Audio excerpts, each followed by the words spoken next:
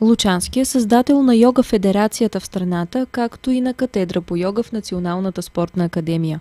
Той е единственият човек от Балканския полуостров, който е получил името Махатма като инициация в Индия. Тръгва по пътя към йога от съвсем малък. Моят път още от детските години попадна ми една книга на Рамачарака, която баща ми е купил още през 30-те години и ми беше интересно да науча нещо за индийските факири.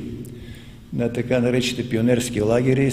Аз бех факира, който изпълняваше упражнения некъде преди 65 и повече години. Преди десетилетия, когато йогата тепърва навлиза в България, хората далеч не са я възприемали така, както днес, а Лучански защитава дипломна работа за йога упражненията при кинезитерапията в НСА. Имаше едно подозрение, една неприязан, имаше едно подозрение към йога. Даже на моята защита атаката беше, че това е идолистка диверсия под булото на източна мистика.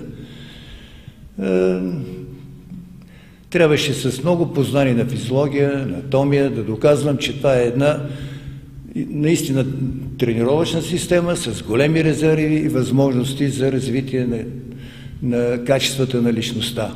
На 21 юни беше отбелязан Международният ден на йогата. В момента учението се радва на интерес както от хора с здравословни проблеми, които прибягват до него по принуда, така и от любителите на източни учения. Аз самия съм свалил около 40 кг, да не кажа повече от 30, хайде да не пресилвам, защото трудно да се каже точно, но определено в момента се чувствам много по-здрав, отколкото когато бях по-млад. По отношение на здравето, пък йогите са на мнение, че профилактиката е по-важна от лечението. Тяхно желание е здравната каса да финансира инструкторите и залите, за да могат повече хора да поддържат здрави духа и тялото си чрез йога.